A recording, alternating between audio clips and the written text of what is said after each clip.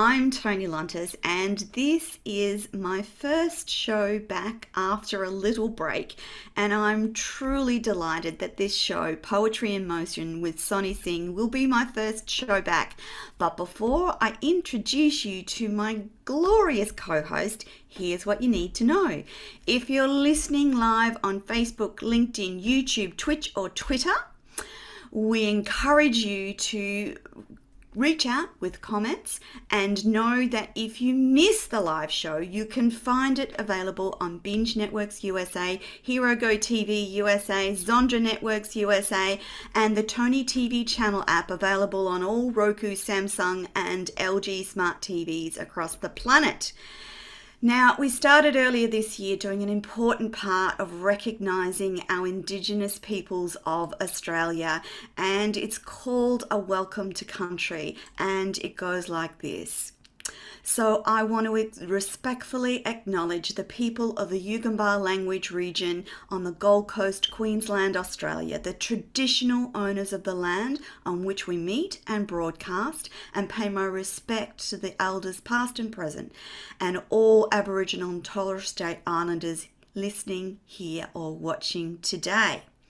Now, this is the first show in a 6-show series where I get to introduce you to Sonny Singh, who is a phenomenal poet, writer, and speaker, as well as many other things that I'm going to tell you about today. Now, here's what you need to know about Sonny.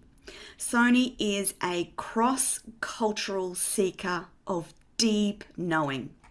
She writes stories of self-discovery to encourage people to accept themselves as they are and live a life on their own terms.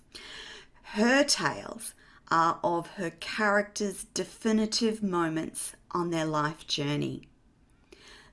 The mystical and spiritual are an integral part of her storytelling, as she has a multicultural background, which is just going to be one of the wonderful things that we talk about today.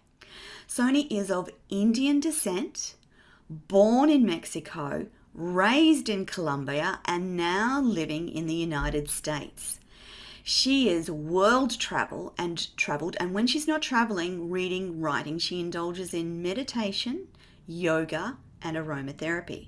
She holds a Bachelor of Arts in Biology and Society, a Master of Management in Hospitality with Cornell University, and a Master of Science in Complementary Alternative Medicine from the American College of Healthcare Sciences.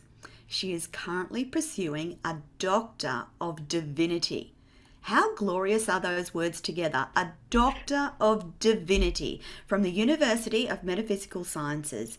And while she's worked in hospitality a lot before practicing as a wellness coach, she is also certified as an integrative nutrition health coach, an international certified health coach, a Reiki master, a registered aromatherapist, a certified crystal energy guide, a certified angel card master and intuitive, and a certification in her writing. Sonny is a divine human being, and she's written 3 poetry books to date, and there are more coming. And her Soul Seeker poetry collection includes Embody, Embrace, and Embolden. And she's also been published in 3 anthologies, including Blessing the Page, The Colours of Me, and The Wishing Stone. She has multiple articles published in the Elephant Journal, and her upcoming novel, Lonely Dove, will be released very soon, and we will do some live releasing of that book on this series of shows. If you want to follow Sonny, please jump onto website Sonny Singh, SONNEESINGH.com. Sonny, welcome to the show. What an introduction. Thank you so much for having me. And thank you. What an honor to be your first guest after this break that you've had to take. Sonny, just quickly to remind the viewers, I have been off the airwaves for about 3 months, had a little diversion and a little battle with quite a large skin cancer. So I'm going to take this opportunity for everyone listening and watching today. Please go and get your skin checked. Most skin cancers are absolutely and readily treatable by a whole range of means that not necessarily mean surgery. And I want to just encourage you to do that today. But back to the show, Sony, I wanted to start at the very beginning and get you to tell me about growing up. So you're born in Mexico. Do you have any concrete memories of living in Mexico? And what was that time like? I actually don't because I I, thought so. You were a baby. yes, I left Mexico when I was 5 months old. So I currently still have and carry a Mexican passport, and I will until the day I die. So Oh, it's so funny that I have an allegiance and a connection to the country, but I've yes. not lived in Mexico, or I didn't when I was a child. I've done a lot of You've work been and back. travel. Yeah, quite a Yeah. lot. And I love it every time I come in and they say, "Welcome home." Oh, Sony. There's quite deep spiritual ties through the culture of Mexico. Do you feel some of that in what you do and how you write? Absolutely. I would say it is integral, and I think in a lot of ancient cultures, I've kind of formed ties probably because of my travels, but Mexico in Yeah. particular, on the spiritual journey sort of that I've been on, a lot of my deeper connections have happened while I was in Mexico. So Oh. yes, it holds a very dear space and place in my heart. But yeah, unfortunately, as a child, I don't have any memories. Do your parents talk about that time in Mexico? A lot because that was their first place where they lived after leaving India. And Yes. it was quite a challenging times for them because this is, we're talking about the Yeah. 70s.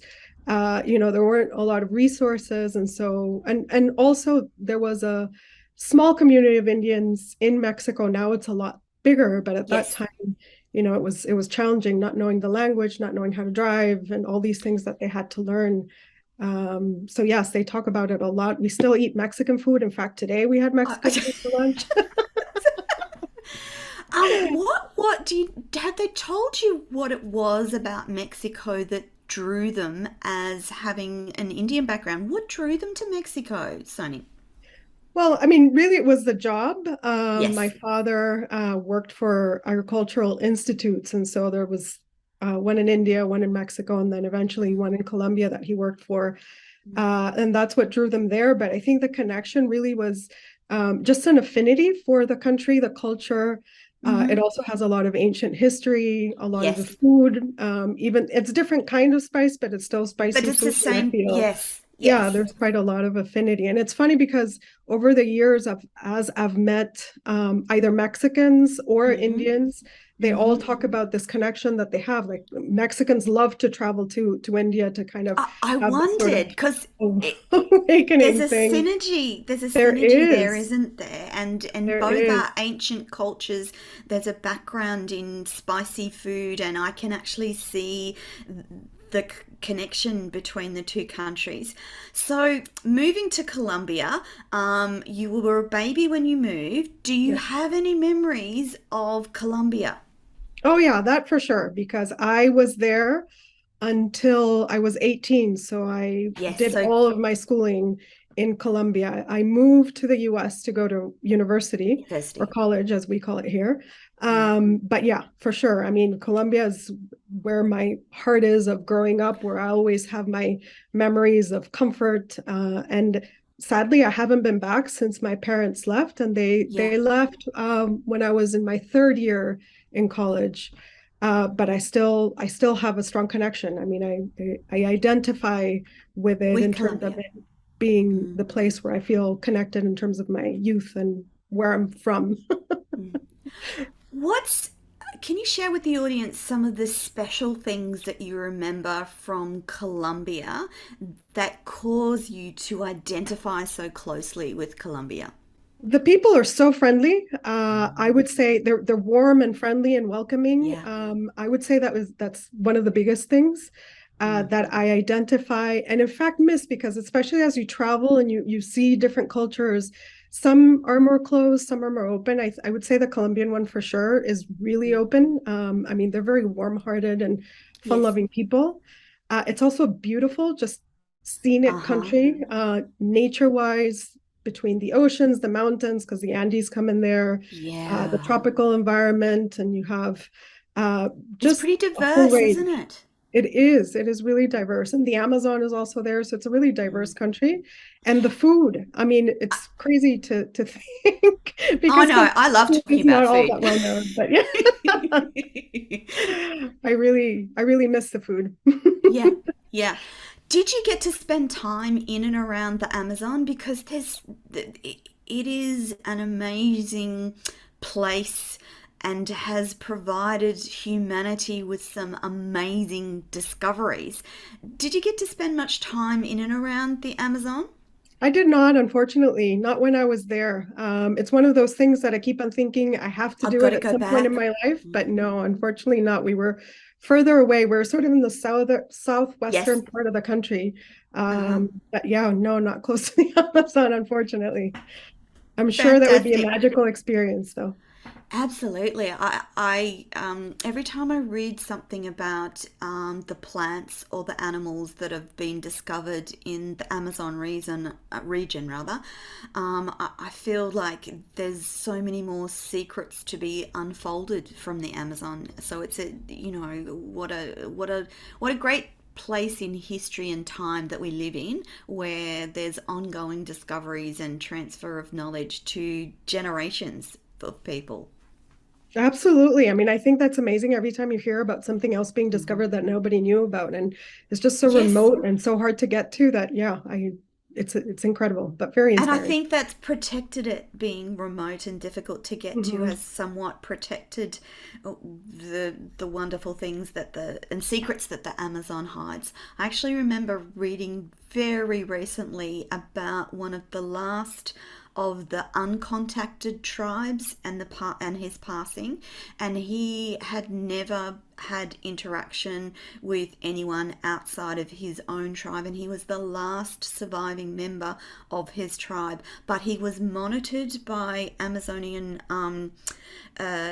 government officials just to keep an eye from a respectful distance, but to keep an eye Mhm. on his health and to see that he was okay. But I remember reading that he spent something like 35 years alone Oh my gosh. because his tribe succumbed to modern viruses and etc etc, and I'm like, oh wow. And it struck me as I can't believe that in this day and age we still have isolated pockets of indigenous peoples who are still living life of ancient times. Yeah. Yeah, it's amazing. Amazing. And especially when you hear these stories and you think, Yeah. how could somebody be in the middle of a very populated continent and still make it on their own? Correct, correct, correct. Sony, I'm curious to know, knowing your background and what you studied, what you actually wanted to be when you grew up as a child. Do you remember what you wanted to be? The first Ah, profession I ever wanted to have was a cash register. I wanted to be a cashier. cool. I wasn't ambitious at all. And and then so what did it so it started out as a cashier and how did it progress? It evolved into wanting to be a nurse. Ah, yes, I I can see that. really I wanted to help people. But really what I wanted to was help people feel better. Mm-hmm. And the reason was when I went to the doctor and I had to get a vaccine, it was the nurse Yes, who gave me the candy. yes, yes. That's a So good that's job for why I wanted to nurses. be a nurse. And as I grew up, I mean, not I think, it evolved Yes. into wanting to be a medical doctor, which is why I have such Yeah. a A background in diverse. sciences. Mm, mm. But I didn't pursue that in the end. I mean, so schooling in the US is different Mm. than it would have Yeah. been had I stayed in Columbia, because there I would have had to graduate from school and go directly to medical school. Whereas in the Yes. US, you do 4 years of college and then you And pursue then, higher education. yeah. And it was when I was in college that I realized it wasn't for me, in the sense Mm. that I've always been drawn to the healing sciences and to Yes. wellness, but I didn't want to be in the profession because I also have when I connect with people, I take them on, meaning Yes. I Yes.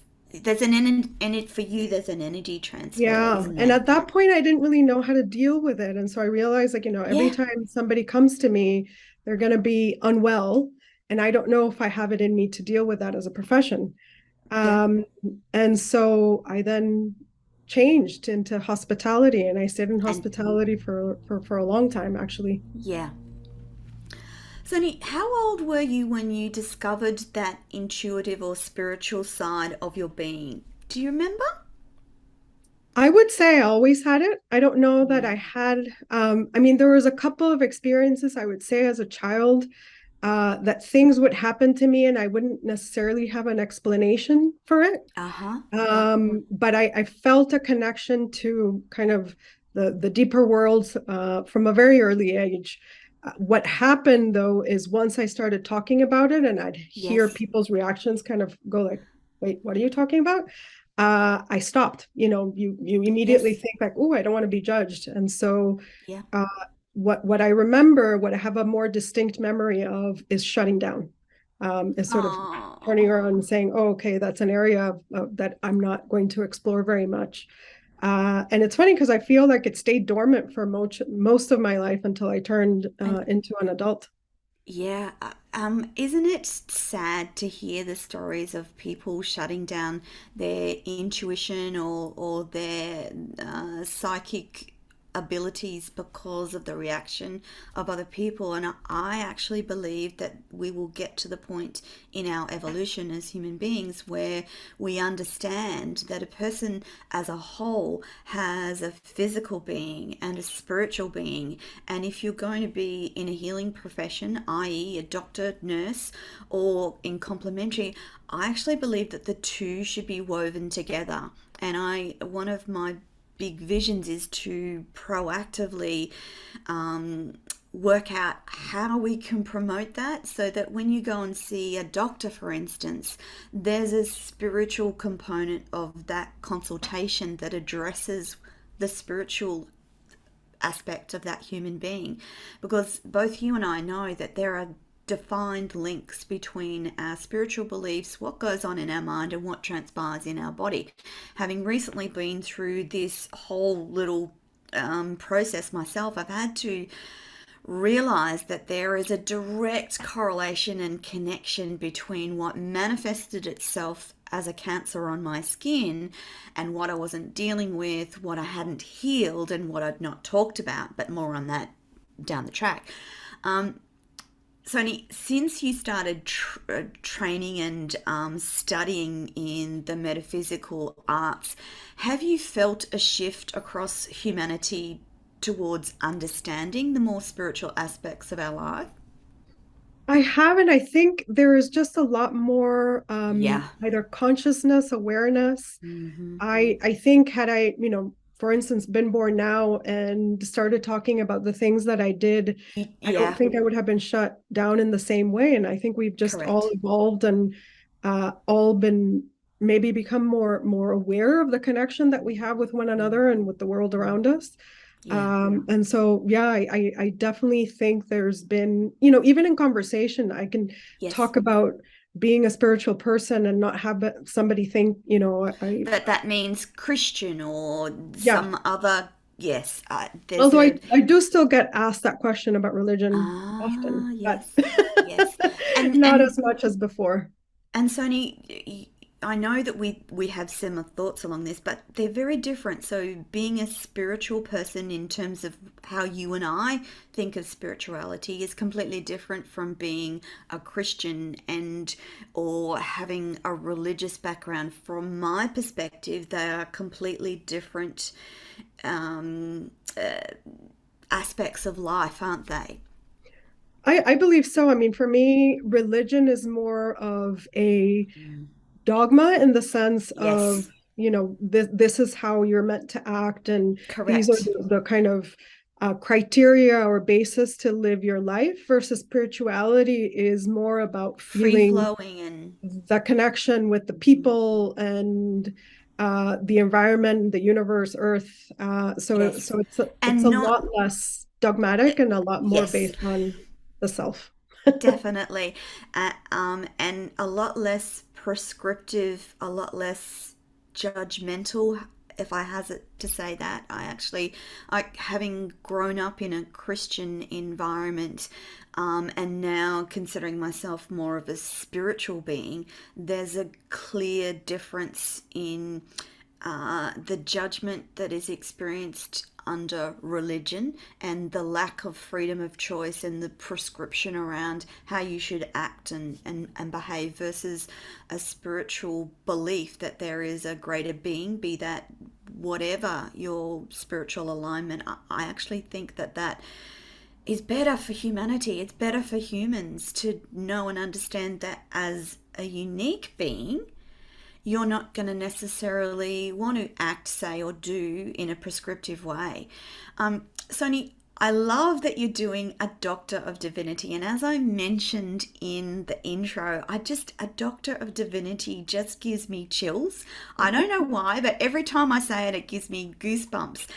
And so you're doing that with the University of Metaphysical Sciences, which is just brilliant that we now have a University of Metaphysical Sciences. I love that.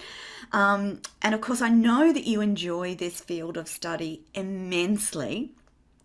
What actually prompted the enrollment? How are you enjoying it? And what are some of the key things that you've learnt along the way? So I have always been interested in spirituality and religion, and kind of touching on your point that we were talking about before, Yeah. religion is an avenue for spirituality. And really, when you look at the core Yes. essences of every religion, it's all about spirituality. It's all about Mm. connection and Mm. oneness. And it doesn't matter what religion that Yeah. is, the judgment comes in the person, right? In the human Mm. aspect of wanting to use Yes. that as a means or a reason to Of separate. But that control.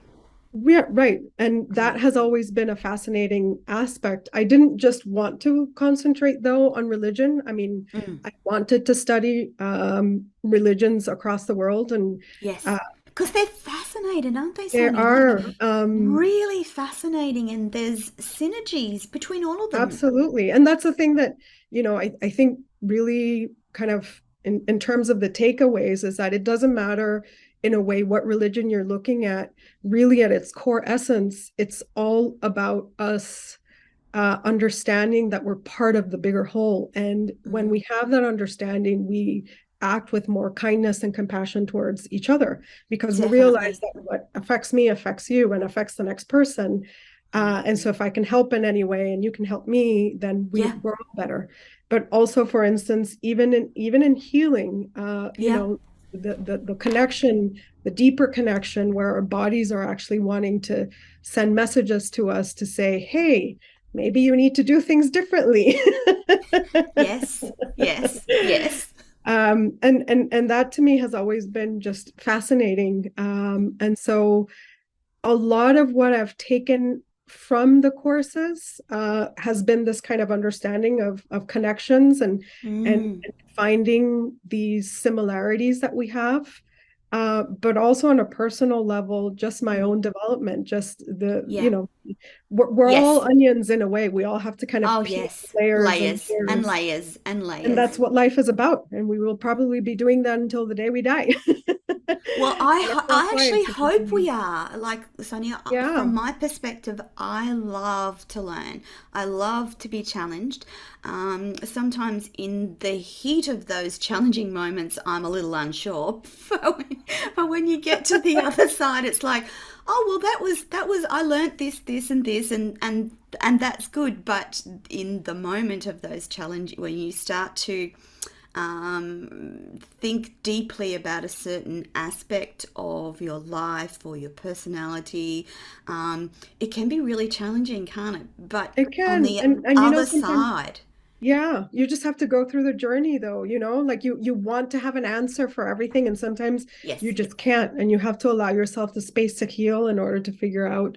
And Yeah. sometimes, it's not really in order to figure out, it's No. more about what lesson am I gaining out of this? And we may not always have a clear understanding of why things happen, but it's also Correct. about knowing that it's not a coincidence that something's No. happening. I absolutely believe that things happen to us for a reason, and that reason may simply be as a catalyst for something else in our life, or a learning lesson, or a growth lesson, or on the path to living our best life. I don't think that it's all there for a reason. You've just got to look for the reason in that moment, and you will find it, or otherwise you'll move through it and get to the other side, and it's another element that makes you a unique human being. Sonny, when you start the story, pardon me, I'll rephrase that. I wanted to talk to you about the story and the catalyst that actually prompted you to start writing the beautiful poetry that emanated from your soul. Can you tell the audience about that? Because it's a really lovely story and it leads into the next series, the next shows when we're going to be talking about each of Sonia's beautiful poetry books and then, of course, her novel. But can you tell that story? It's a lovely story. I will. It's a lovely So story, but it started from a bad place, is what it I'm. Yeah. did. Yes. Yes. I mean, actually, my writing journey on a whole started from a bad place, if you think about it, label it Yes. that way. But it was health. Yeah. I started writing. And so I should say this because despite the fact that I have all these degrees and certifications, I actually don't practice in any of them right now. Yeah. I am a full-time writer. Yes.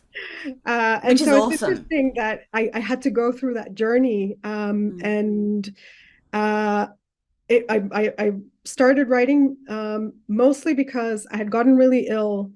Me Mm. trying to kind of process the illness, realized where is it that I've been sort of not giving myself the space to be me. And I realized it was in writing. Yeah. I'd always wanted to write, and I kind of secretly, never telling anybody, used to write stories. And so this sort of, once I allowed myself to be Uh-huh. me and myself, and that's why a lot of my writing is about self-discovery and giving ourselves permission to be who we truly are. It's Yeah. because of my own personal journey and my acceptance of that. And so that's when I started writing full time. I mean, writing novels. I'm writing my first novel that's about to come out. But the poetry really happened unexpectedly because Yeah. we hit COVID, Yes. and all of a sudden, we were in lockdowns, not this uncertainty of not even knowing, how long is this going to last or what's going to happen Mm. next.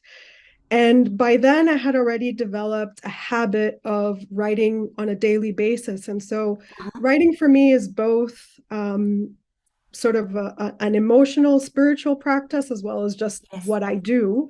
Mm-hmm. And the emotional, spiritual aspect is I write stream of consciousness. So I would sit down every morning, and I still have the habit to just free flow Right. write without judgment.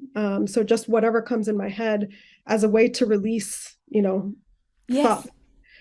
And when COVID hit, and all of a sudden we were in isolation, at the time I was living by myself. Yeah. And I realized in the eeriness of just not being able to see people, not wanting to leave your apartment, or not being able to leave your To apartment. leave. What I started writing was lyrical.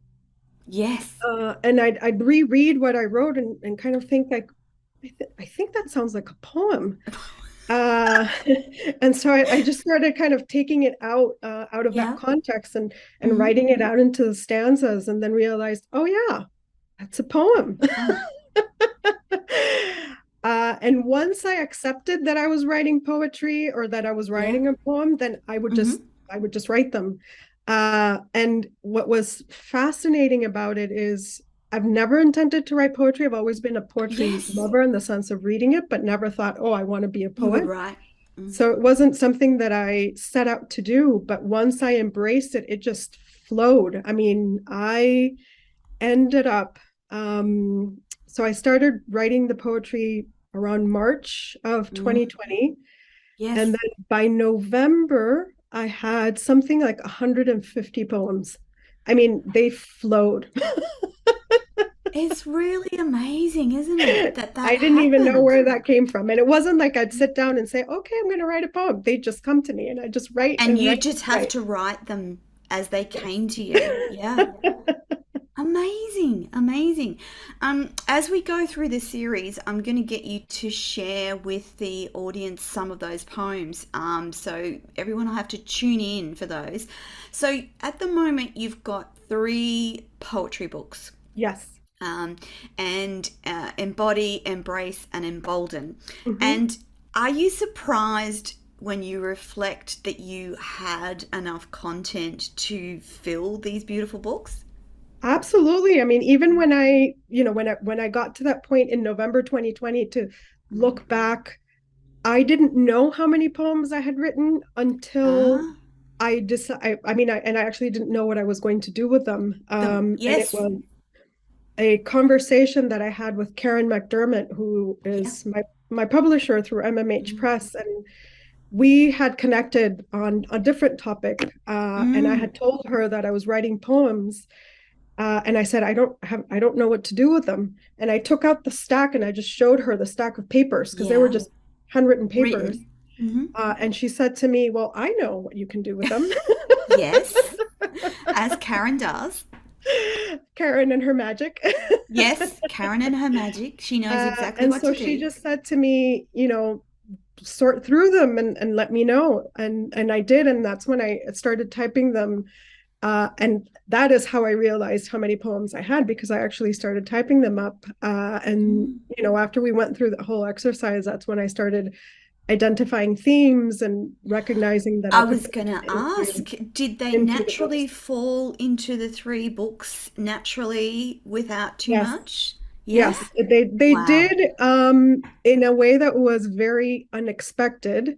Mm. So I was when I had a follow-up conversation with Karen and was talking to her about the kind of the themes that were coming across in the poem, Mm. she was the one who came up with the word embody, and that Ah, sparked the whole the journey. rest. And so when she said embody, it just sort of set the tone for everything else. And I realized that really the journey of the books or the journey that I had through COVID, and Mm. the poems don't really have anything to do with COVID, but it's my No, own that I was kind of just going to say personal they're not story. about really COVID. They're No. beautiful words constructed into beautiful lyrical poems. Yeah. I And mean, it's there's probably a handful that deal specifically, but yeah, mm, I mean, in the between the three books, there's roughly 300 poems. So it's quite a lot. amazing. Amazing. My question, Sony, are poems still coming to you? Are you Oh yeah, still able to channel poems? So you're still writing poetry? absolutely. Ah, fantastic. Thank goodness for that. So Yeah, there will be more poetry there to will be come. more poetry. Absolutely. Okay. Yes. Fantastic. All right. How is the transition from poetry back to writing? Because you've always written, but writing a novel is a difference again. So, how's that going? How's that been for you? It's been really interesting in the sense that I can sit down and say, I'm going to work on my novel today. Mhm. And, I'm going to give it 2 hours and I will work the two Yeah. hours. I'll give it 5 hours and I'll work the five And hours, or I'll work the entire day and I yes. do it. With the poetry, I don't really have that control No, it unless just I'm comes. editing. Yeah. I Ah. don't sit down and say, okay, now I'm going to write a poem. Mm. The poems come when they come. Yes. When I have to edit them, then I can say, okay, now I have these collections. And And they really go, what happens is I'll start writing the poetry and kind of start putting them in folders according to themes that are coming up. ah, yes. Sometimes I have some that are in other Just or miscellaneous because I don't really know if don't they know where fit they're going. somewhere. And Mm. that's how I start kind of compiling them. So Mhm. the themes just, in a way, come up on their own. Mm. Whereas with the novels, Yeah, it's a different sort of it's a writing completely different and scenario because process. there I'm creating a story and it's Mm. intentional. And Mm. not that the poetry is not intentional, it's just it No, happens in the just different. moment and I'm capturing the moment. Whereas in a novel, I'm You're crafting a deliberately story. trying to create something. Mm. Character stories, trying to figure out how do I show this character's progression. And my novels are character driven. My short stories are Mm. all character driven. Yeah. And so it's, I have an understanding of where I want the character to be at the start of the novel and where I Yes. want them to end. And so I know that before I sit down. Yeah. How they get there, I don't always know that. Yeah, that was my next question, Sony. Do you actually map out?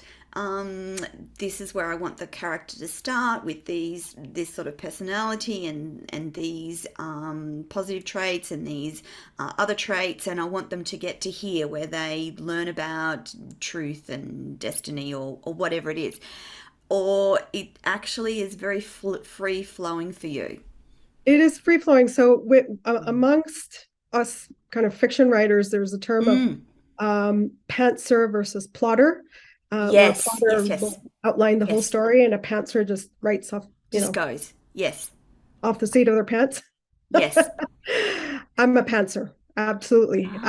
When I Ah, say that I know uh, where my character is and where I want her to be at the end, I have an understanding as, for instance, with the story that I'm working on now, she's an underdog, and so I want her. I know that she's going to be this sort of quiet, very sheltered person, yes. and by the end of the book, I want her to be empowered and Yeah. awakened in a way.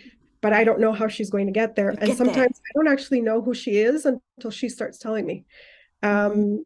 So I explore aspects of her, and so and some of them I don't know until I'm putting her in a scenario, and I think, how would How would she she act? react? Yeah, yeah. And so then I start writing it out, and then I realize, oh, well, for her to react this way, something needs to have happened to her. So then I have to make sure that I go back and sort of fix it. Yeah. But a lot of times, yeah, I just sort of see where the story goes, and then when I have my first draft completed, Then it's really full of holes. I have to go back and fix it it and actually realize things need to be reorganized and several I things are actually missing. And also, I've overwritten. mm. I'm one of those people who will Yes, overwrite and then yes, have to condense. yes. Yes, yes, yes, I understand that. I've had lots and lots of conversations with people over the years about their writing style and how they write, and lots of conversations with people thinking that they had a book to write and then just not knowing how to start. And my response has always been just start at one point Mm-hmm. and write in and around that, because it doesn't have to flow in any way until you get to the point where you're editing, because that's when you shuffle things around and adjust things and correct what you've overwritten or and embellish what you've underwritten. And it doesn't have to, I think for people think that they have to write in a certain way to produce a novel, but you don't, do you, Sony? You don't. And some people are really good at outlining and they Oh will yes, sit down and they yes, have the story and they just write yes. to it. But that doesn't necessarily need to be the case. And as you said, you can just start writing from whatever point it is that, you're Mm, being inspired to tell the story. And at least if it happens like it did in my case, mm. my novel, the one that's coming out, had four different starts. And a lot of it depended on Ah, either how the story evolved, but yes. also recognizing, oh, this point further along is really where the character is inspired to change. So let's move that forward. Mm, And all yeah. these other things can be backstory or can be flashbacks or can be something Yes. else.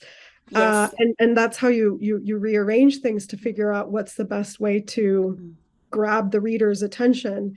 yeah. Uh, and that becomes your focus in the editing process is what do you do in order to grab that Yeah, person so that they start reading the novel and don't want to put it down. But right when you're writing, no, I mean that wouldn't be the I first know thing in it's your mind. you write as that inspiration strikes you. That's the best time. Although, in talking to lots of writers, many of them are very disciplined around their Mhm. writing, like you are. So they write for an hour every morning, or they write whatever their schedule is. They strictly stick to that schedule to get that book written and done in a certain Mhm. time frame. For some of the authors that I speak to, they voice record. Do you do any voice recording, Sonny? I don't. You I tend write? to think in order to speak. I'm an introvert Yes, in that yes, sense. And yes. so for me, the processing of the thoughts happen as I write. So yeah, I would not be a good recorder. It'd be It's nonsense. it's fascinating how different people write or like to write or like to produce their articles or books or whatever it is, and it seems to be different. There's lots of similarities, but it seems to be different for different people. I know writers who only voice record and then Mhm. get the transcript and go through the editing process.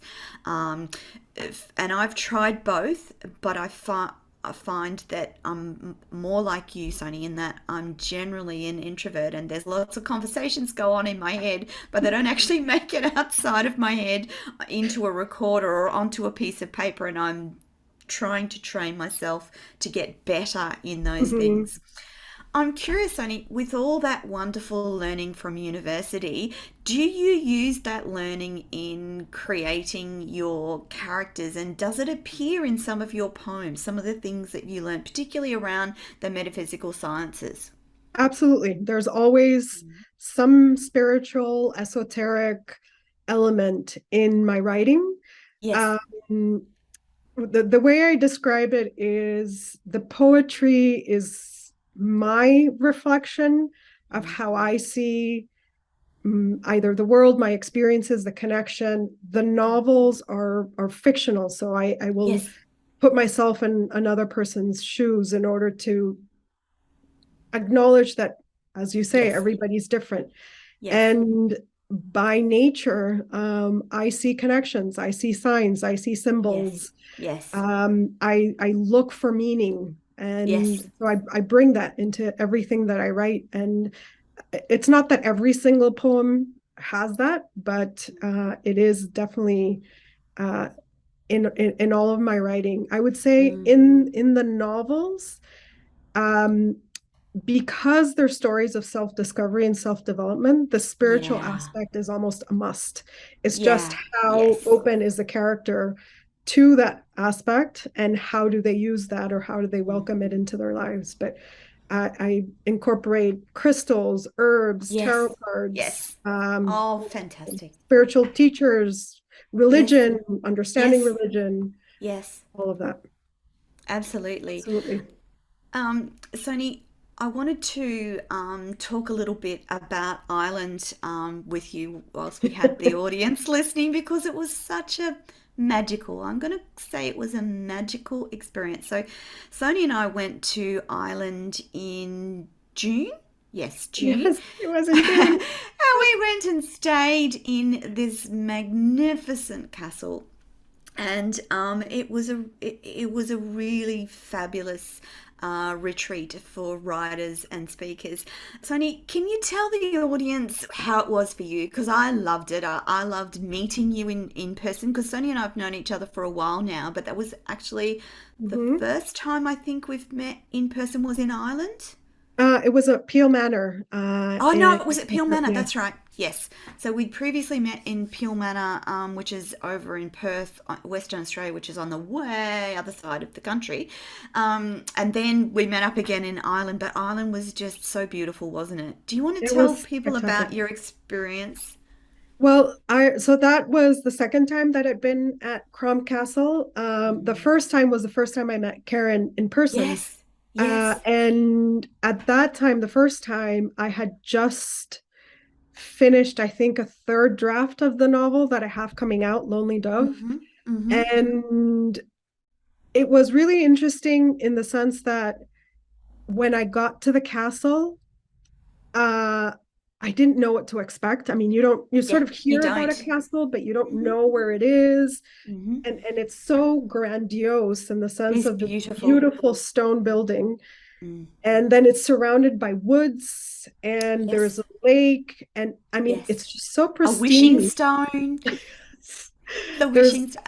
There's rose like, gardens. I mean, so many things that it was sort of the prime environment for reflection, for inspiration, yes, and connection connection. Yeah. and there's an energy, almost like a pervading ancient wisdom.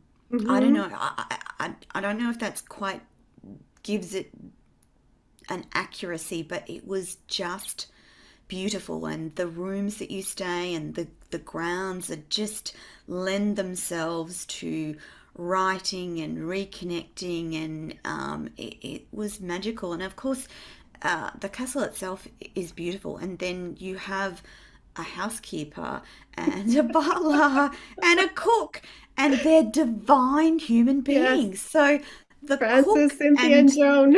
yes, Cynthia and Joan. So the housekeeper and the cook have this beautiful, their mother is an ancient tea reader. So there's all these synergies that come to pass. And the way that Cynthia looks after you via her cooking Hmm. is really special, isn't it? It is. And I mean, to think Cynthia and Joan are sisters, they grew up in those grounds. Yes.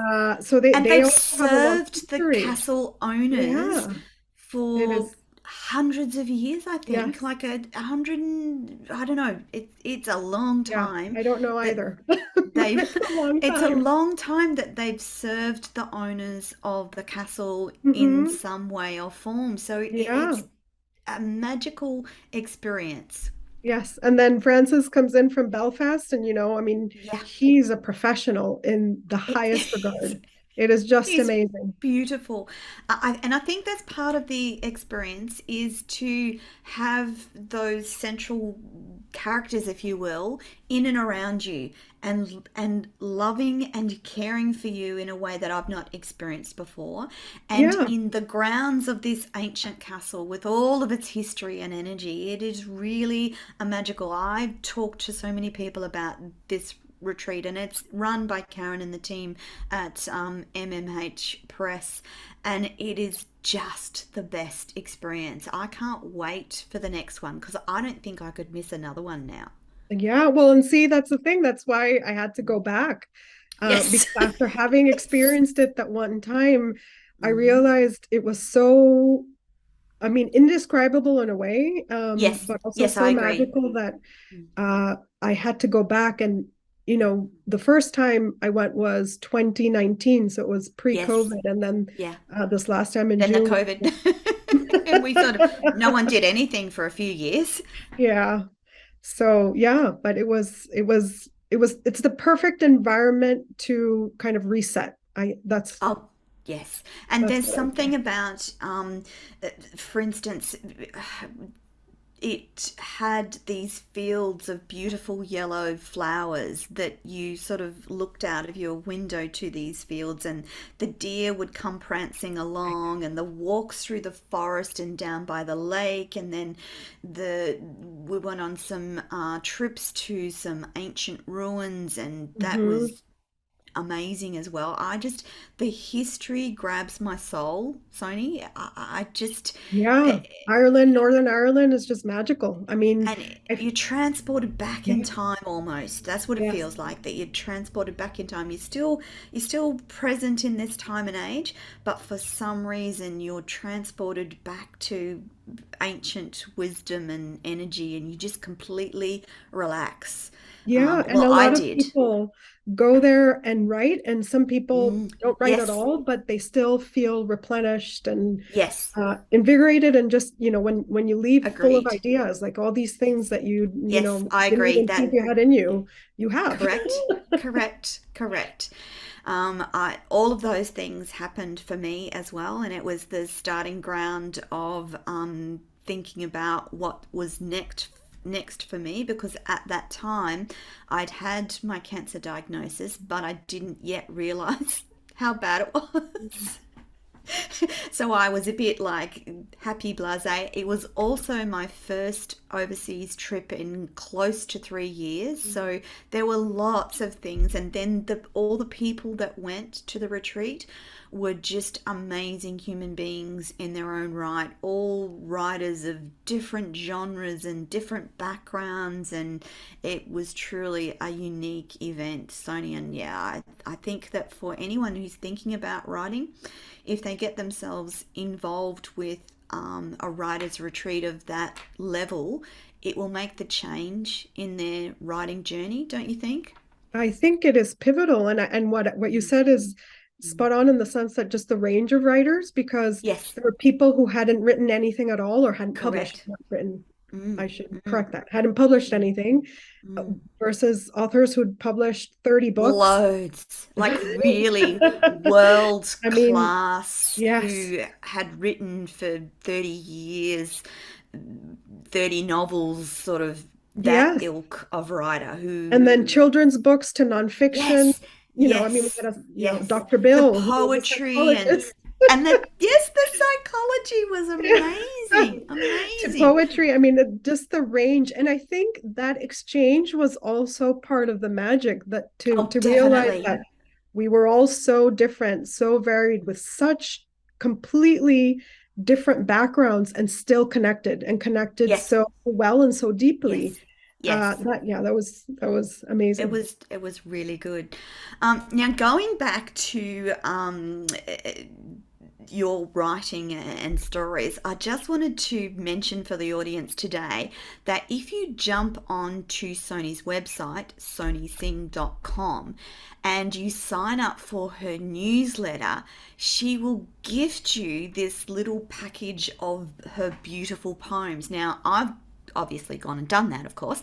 But I just want to say, if you want to know more about the way that Sony writes, this is a wonderful way to get a tester of her work, and it's fabulous. It comes as a little ebook, and you get to sit, read, and enjoy. But also on Sony's website are all the books. Now, Sony, do you want to tell people what we're going to do over the course of this series in terms of your books? Do you want to save it for a surprise in the coming weeks? Well, there will be a surprise for each of the books. How about that? That's no, that's fantastic.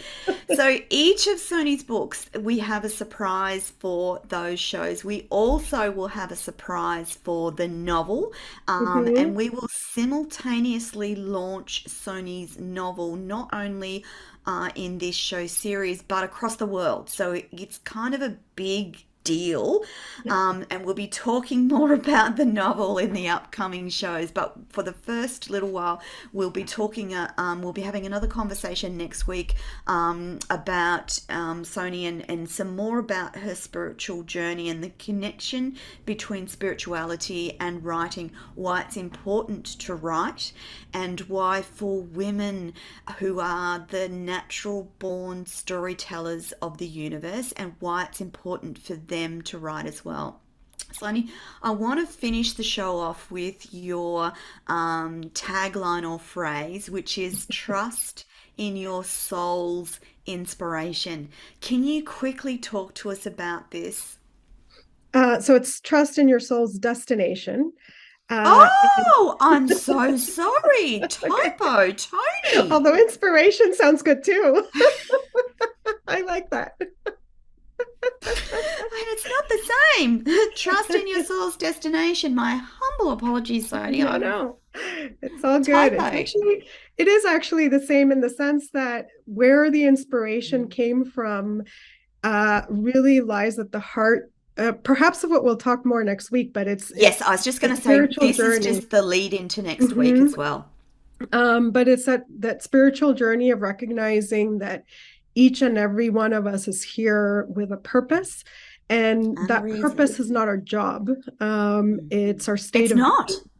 And that's what your soul tells you. And if you listen to the call of your soul, that Mhm. destination isn't necessarily a place, it's a journey.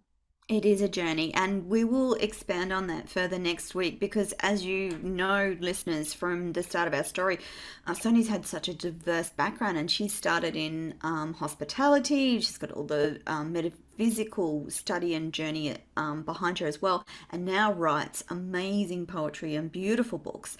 And so it is about that journey, which we'll explore in next week's program. But for today, we are completely out of time already. Sony, thank you so much. For the listeners, please reach out to Sony on social media.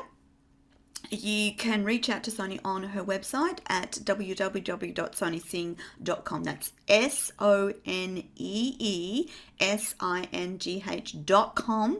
Don't forget to sign up for her newsletter because then you'll get that free gift, which is amazing and gives you a taste of her beautiful work. Again, so much to talk to Sony about in these series, and please tune in next week where you'll catch the second show in our series. Sony, thank you so much for joining us Thank today you for on having our me. new show, Poetry in Motion with Sony Singh. Yay. I'm your co-host, Tony Lontis, and I'm delighted to introduce the world to the beautiful Sony Singh and her Thank work. you. We will see you next week for another episode. Please join us then. Bye for now. Bye.